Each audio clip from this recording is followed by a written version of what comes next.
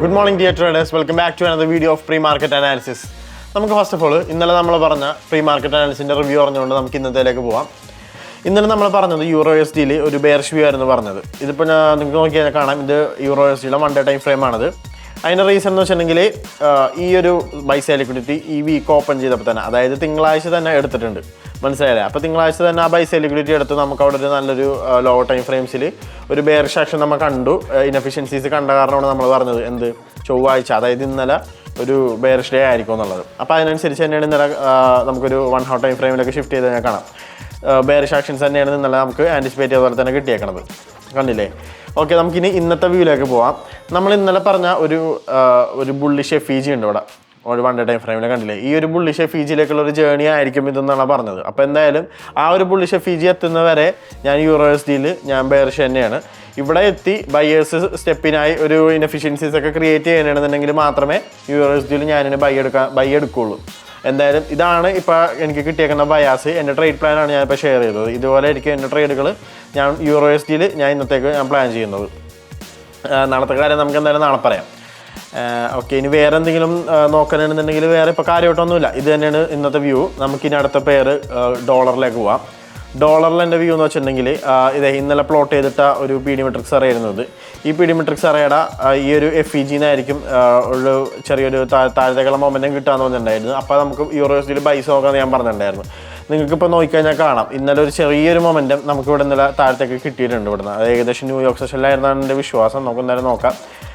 കണ്ടില്ലേ, അതായത് New York session 10 മണിക്കായിരുന്നു, 10 അല്ല, ഏകദേശം ഒരു 7 മണി 8 മണി ആ ടൈമിലായിരുന്നു ആ ഒരു ചെറിയ മൊമെൻറ്റം വന്നേക്കുന്നത്. ബട്ട് എന്നിട്ട് മാർക്കറ്റ് വീണ്ടും ഇവിടെ നിന്ന് റീട്രേസ് ചെയ്തിട്ടുണ്ട്.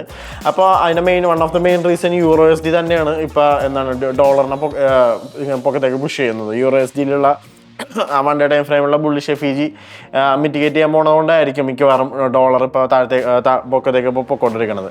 അപ്പോൾ എൻ്റെ ഒരു ആൻറ്റിസിപ്പേഷൻ ഞാൻ പറയാം. ഞാൻ ട്രേഡ് പ്ലാൻ ചെയ്യുന്ന രീതി ഈ ബുള്ളിഷ് എഫ്ഇജി നേക്കാളും ഇപ്പോൾ കുറച്ചുകൂടെ ഞാൻ വാലിഡായിട്ട് കാണുന്നത് ഈ ഒരു 1 മിനിറ്റ് ബുള്ളിഷ് എഫ്ഇജിനേക്കാളും ഞാൻ വാലിഡായിട്ട് കാണുന്നത് വേറൊന്നുമല്ല, ഒരു ഓർഡർ ബ്ലോക്ക് നിങ്ങൾക്ക് കാണാം, ഒരു ബെയറിഷ് ഓർഡർ ബ്ലോക്ക് കണ്ടില്ലേ? ഈ ഒരു ബെയറിഷ് ഓർഡർ ബ്ലോക്കിലായിരിക്കും അടുത്തതായിട്ട് ഇനി ഒരു, അതായത് ഇപ്പോൾ ഓൾറെഡി അവിടെ എത്തി മാർക്കറ്റ്, ബെയറിഷ് ഓർഡർ ബ്ലോക്കിലാണ് ഇപ്പോൾ മാർക്കറ്റ്. അപ്പോൾ അവിടെ തന്നെ ആയിരിക്കും അടുത്തതായിട്ട് ഇനി ഒരു സെയിൽസ് ഞാൻ ആൻറ്റിസിപ്പേറ്റ് ചെയ്യുക. അപ്പോൾ നമ്മൾ യൂറോ എസ് ഡിയിൽ പറഞ്ഞ പോലെ ഒരു ബൈസ്, സോ അതിന് ബൈസ് നമുക്ക് അവിടെ കിട്ടും. ഇവിടെ സെല്ലേഴ്സിൻ്റെയും ബാലൻസ് ക്രിയേറ്റ് ചെയ്യണമെങ്കിൽ മാത്രം നമുക്ക് എന്തായാലും നോക്കാം. വരുന്ന മണിക്കൂറുകളിൽ സെല്ലേഴ്സ് ആയിരിക്കോ ബയേഴ്സ് ആയിരിക്കോ ഈ കാണുന്ന ഓർഡർ ബ്ലോക്കിൽ സസ്റ്റെയിൻ ചെയ്യാന്നുള്ളത്. ആൻഡ് ഫൈനലി ഗോൾഡിൽ നമ്മൾ ഇന്നലെ പറഞ്ഞ വ്യൂ ബെയറിഷ് ആയിരുന്നു. അതിൻ്റെ വൺ ഓഫ് ദ റീസൺ മിനിഞ്ഞാന്ന് നമ്മൾ ബുള്ളിഷ് ആയിരുന്നെങ്കിലും അത് പ്ലാൻ വർക്കൗട്ട് ആയില്ല. ഇന്നലെ ബെയറിഷ് ആയിരുന്നതിൻ്റെ വൺ ഓഫ് ദ റീസൺ ഈ ഒരു ബെയറിഷ് എഫ്ഇജിയിൽ വന്ന് കറക്റ്റ് നമ്മൾ ഈ pre market analysis video record ചെയ്യുന്ന ടൈമിൽ ഈ ഒരു ബെയറിഷ് എഫ്ഇജിയിലായിരുന്നു മാർക്കറ്റ് ട്രേഡ് ചെയ്തുകൊണ്ടിരുന്നത്. അപ്പോൾ ഞാൻ പറഞ്ഞു എന്താണ് ആ ഒരു ബെയറിഷ് എഫ്ഇജിയിൽ ഇനഫിഷ്യൻസീസ് ക്രിയേറ്റ് ചെയ്യണമെന്നുണ്ടെങ്കിൽ ഡെഫിനറ്റ്ലി അവിടെ നിന്ന് മാർക്കറ്റ് ഫോളോ ആവും എന്നുള്ളത്. അപ്പോൾ നമ്മൾ പ്ലാൻ അനുസരിച്ച് തന്നെ അവിടെ ഇനഫിഷ്യൻസീസ് വന്നിട്ടുണ്ട്. നമ്മുടെ ടെലിഗ്രാം ചാനൽ ജോയിൻ ചെയ്യാത്തൊരു ചാനൽ ജോയിൻ ചെയ്യുക. യൂട്യൂബിൻ്റെ ബയോയിൽ ലിങ്ക് ഉണ്ട്. നമ്മൾ അതിലൊരു നമ്മൾ ട്രേഡിംഗ് അലേർട്ട് നമ്മൾ ഇട്ടിട്ടുണ്ടായിരുന്നു. നമ്മൾ ആ ഒരു സോൺ എത്തിക്കഴിഞ്ഞാൽ, ആ ഒരു ബെയറിഷ് എഫ്ഇജി എത്തിക്കഴിഞ്ഞാൽ നമ്മൾ ട്രേഡ് എടുക്കും എന്നുള്ള കാര്യം അപ്പോൾ ടെലിഗ്രാം ചാനൽ ജോയിൻ ചെയ്ത് കഴിഞ്ഞാൽ നിങ്ങൾക്ക് മനസ്സിലാവും.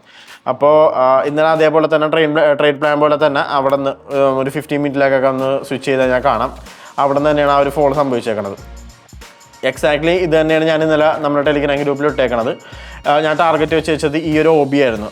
പക്ഷേ മാർക്കറ്റ് ഈ OBയും കഴിഞ്ഞ് താഴത്തേക്ക് ബ്രേക്കായി വീണ്ടും താഴത്തേക്ക് പോയിട്ടുണ്ട്.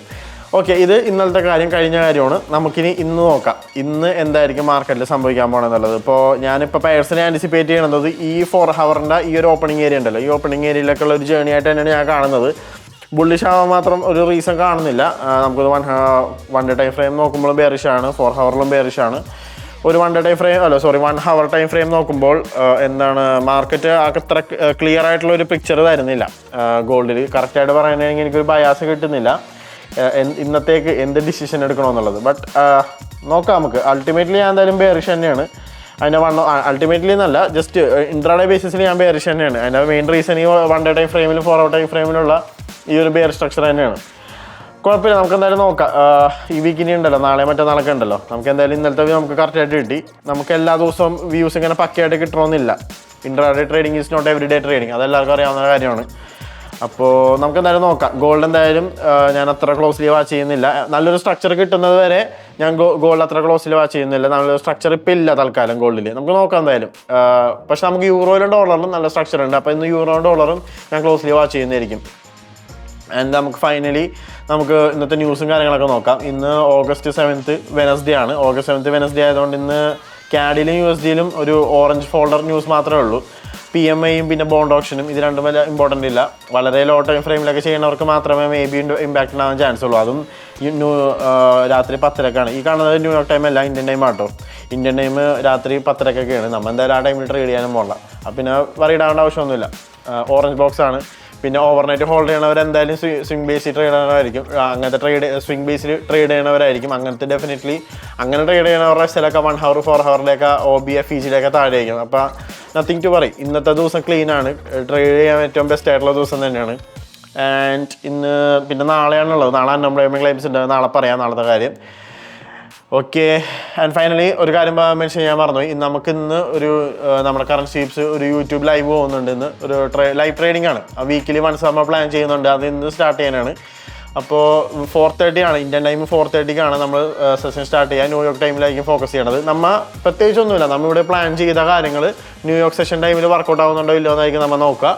വർക്കൗട്ട് ആയി കഴിഞ്ഞാൽ നമ്മൾ ട്രേഡ് എടുക്കുന്നതായിരിക്കും. അപ്പോൾ എല്ലാവരും ജോയിൻ ചെയ്യുക. ഇന്ന് ഈവനിങ് 4:30 ആയിരിക്കും സെഷൻ ഉണ്ടാവുക. യൂട്യൂബിൽ തന്നെ ആയിരിക്കും ലൈവായിട്ട് വരാം.